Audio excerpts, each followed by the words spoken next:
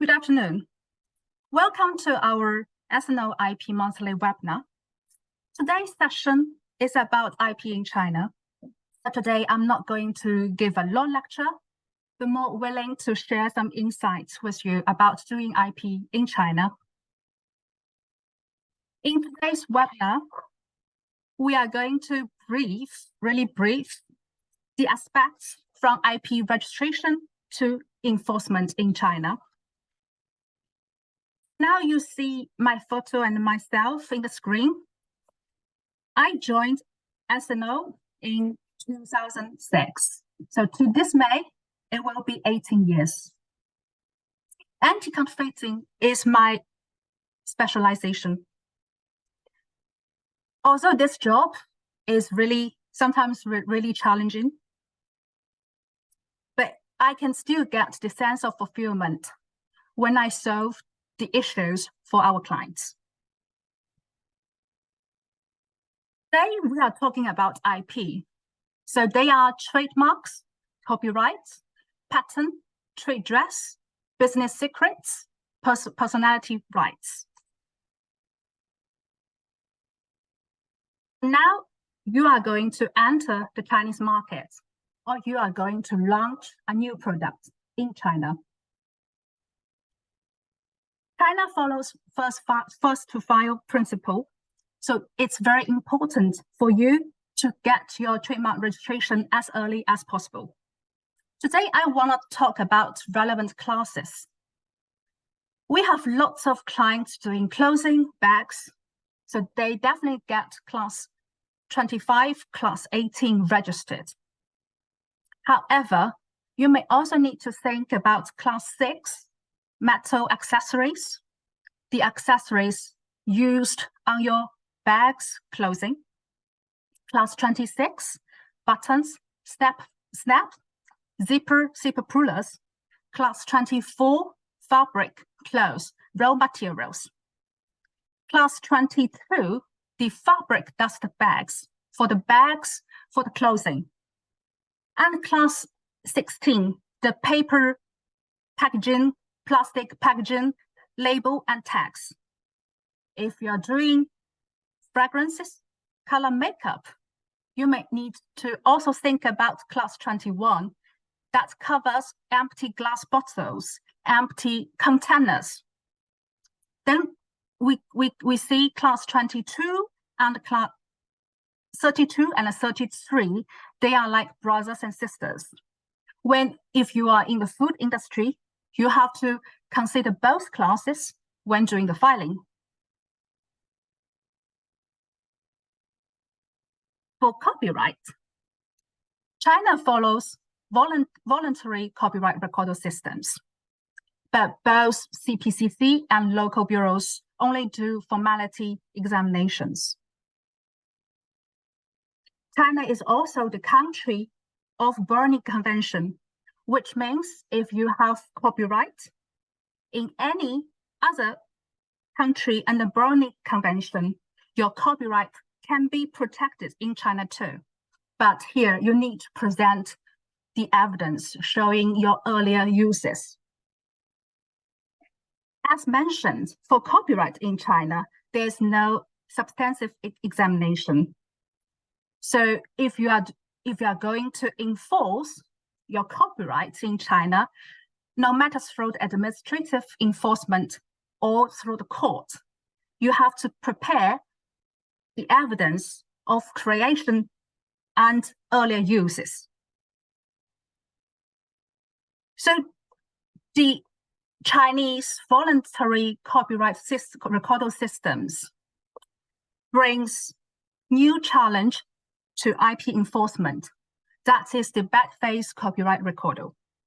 What you can do about it? You can rely on Article 6 of Trial Measures for Voluntary Registration of the Works to ask CPCC to cancel that copyright or do the litigation through the court to cancel that copyright. But again, you have to prepare your creation evidence and evidence showing your earlier uses. Here, I want to talk about the design pattern. We have clients applying for design patents for the bottle, the fragrance bottle shape design, for the bag design. Novelty is very important for patent filing. So make sure it is filed before releasing to the market. It is also important to have the positive patent evaluation report for the enforcement, because for design patent and utility model, there's no substantive examination in China when doing the patent registration. Now we come to enforcement. The first impression of enforcement in China, you may think about rate action. But today, I want to tell you, it's not just about rate action. It's more than that.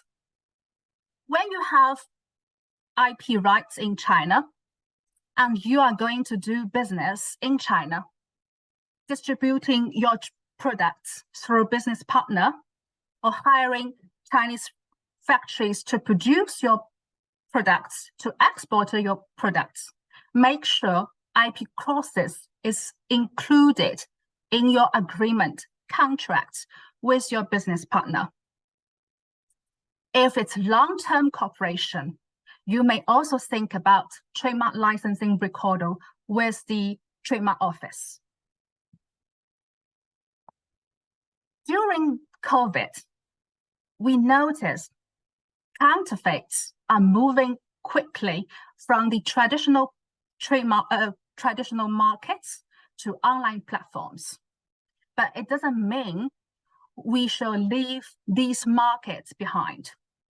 We should always keep our eyes open to these markets, to conduct regular market surveys and do market sweep reductions to warn the vendors, send the warning letters. Internet monitoring, I'm sure lots of you, brands, companies, you have service provider to help you monitoring the online platforms, social media. You'd have test purchase program, you have takedown actions, but for internet online infringers, in addition to text purchase, takedown actions, you can always do investigations to track back to the source. Trade fairs in China, Canton Fair is one of the largest fair. So it should be within your strategy to monitoring these trade fairs. If you spot any infringement at the fair, based on your IP rights, you can file complaints at the fairs or do evidence preservation investigations. You can also send CND letters. It is working in case of smaller infringers. And it is very important to ascertain your IP rights before the snowball grows. Then custom protection. It is the most cost-effective way to protect your brands in China. First of all, you have to do custom record, registering your IP rights with GAC, General Administration of Custom. And you have to do trainings with the custom officials to get them familiar with your brands, your products, your trademarks, your IP rights. And you should act actively to work with custom officials to seize the goods. After custom seizure, you can always follow up actions claiming damages from the infringers. Here comes rate actions. Who can do rate actions in China?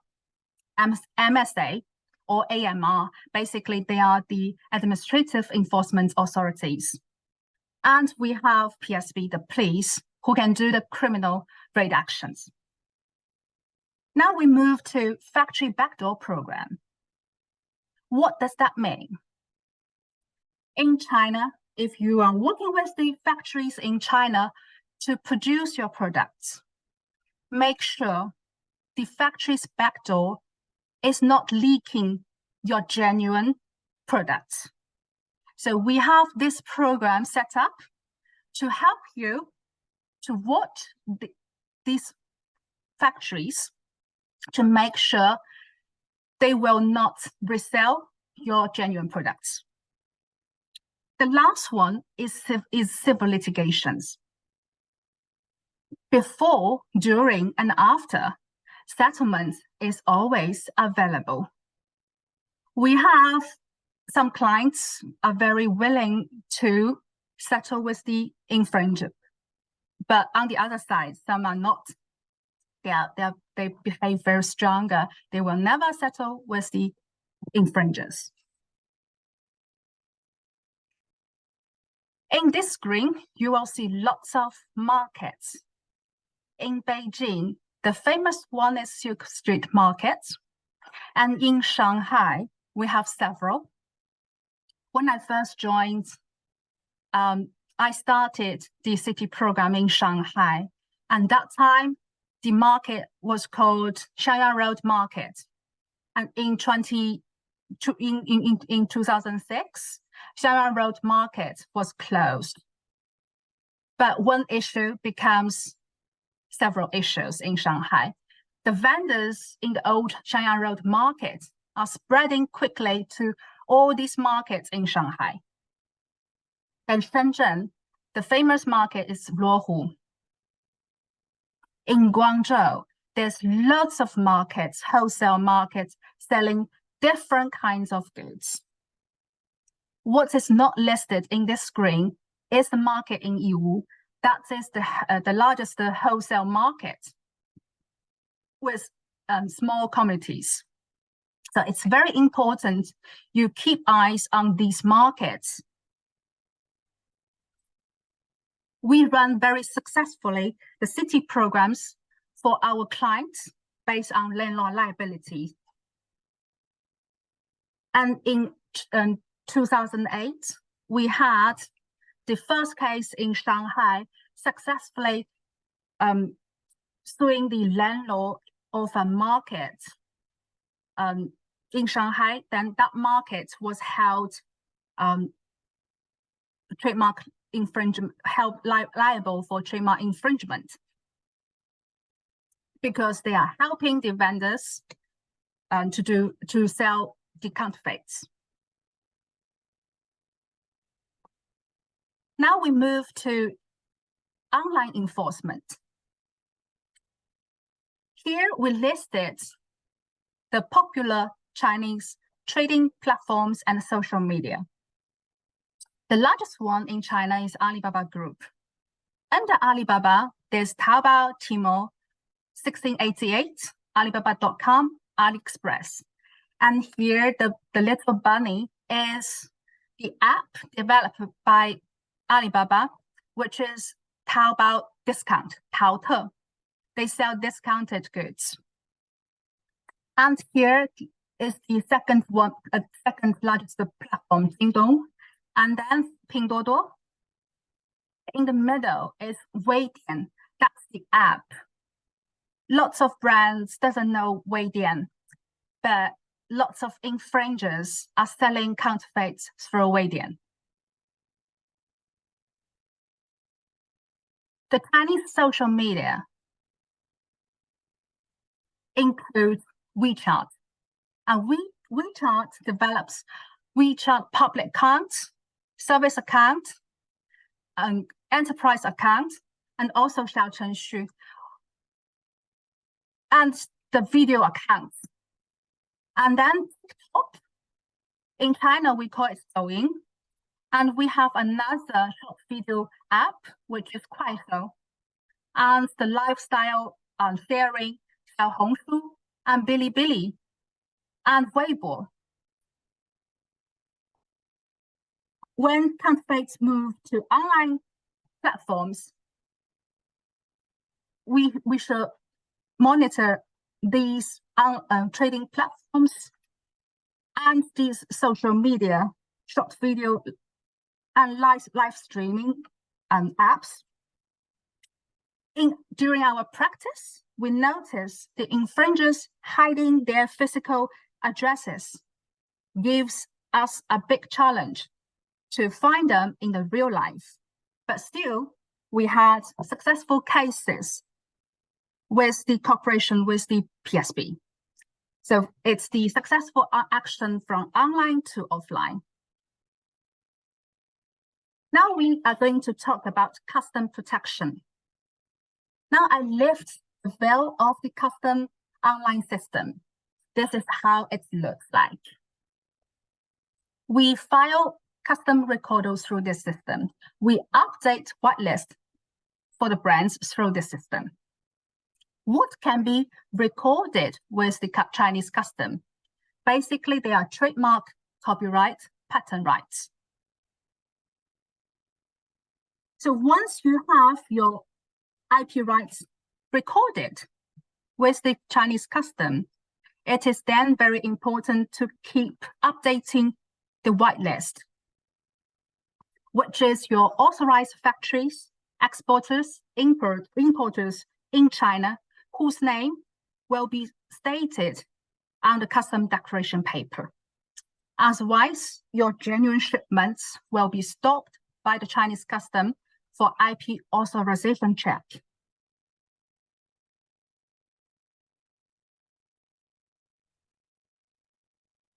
How to attract customer officials' attention to your brands, to your trademarks?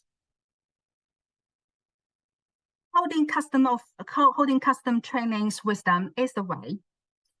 It's an important way to keep an open dialogue with the customer officials.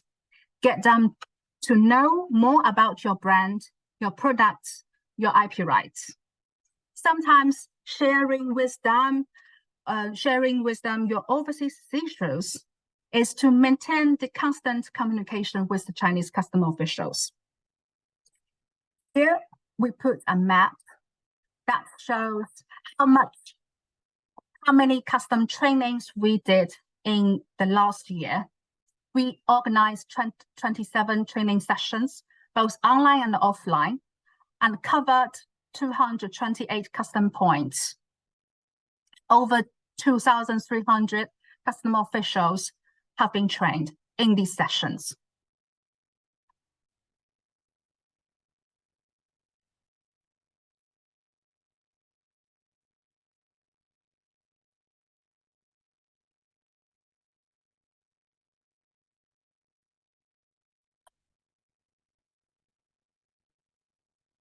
This is the video published by the Gabon Custom. They are holding the training sessions during the IPR day to introduce their work to the brand owners and are answering to their questions. Basically, it shows how the custom inspect the goods at the port. Now we come to this raid action. This raid action, we first bought a batch of fockers in a logistic warehouse in Yiwu, and then we found all these goods are uploaded on a track about leaving Yiwu. We thought this track will be going to the port either in Shanghai or Ningbo, but it was not. The track went all the way to Kazakhstan through Xinjiang. So we called a PSB there in Xinjiang, and here picture shows the PSB car is waiting for the track. And then they stop the track for the inspection. And large amounts of counterfeits are being found and seized. In this reduction, the PSB in Xinjiang also successfully traced to 2 factories who produced these counterfeit socks. It was a very successful raid action. Over 400,000 pairs of socks were seized.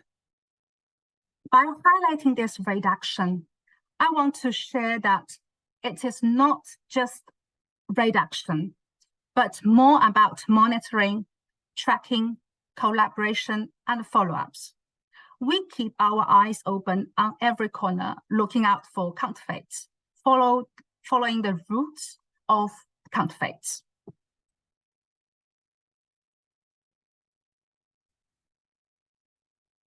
We talked about the registration, but what if you do not have your trademark registration in a certain classes or goods, but you are facing the problem of counterfeit? What can you do? Now we have to consider cross-class protections. It's written in Article 13 of trademark law. It's about well-known trademark recognition.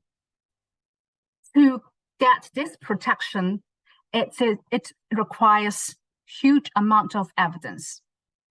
So it's very important for you in the daily life to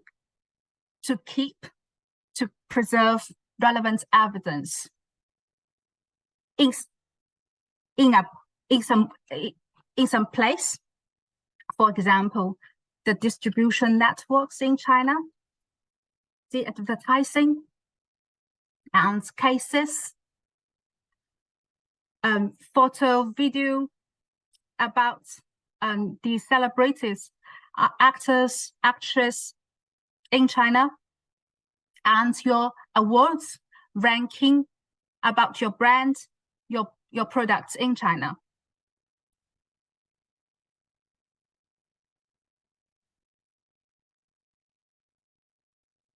So at the end of this presentation, we would like to highlight these points. Early IP registration is very important. Even if you are just manufacturing for export in China. Developing clear goal and strategy according to your needs of your company. Always collecting evidence is important, and as many as possible with the clear dates. And make sure IP courses is included in your agreement with your business partners and employees. When facing counterfeit problems, IP issues, stay alarmed, stay calm. If you have any questions or inquiries regarding IP matters in China, please feel free to drop your emails to us. So thank you very much for today's webinar.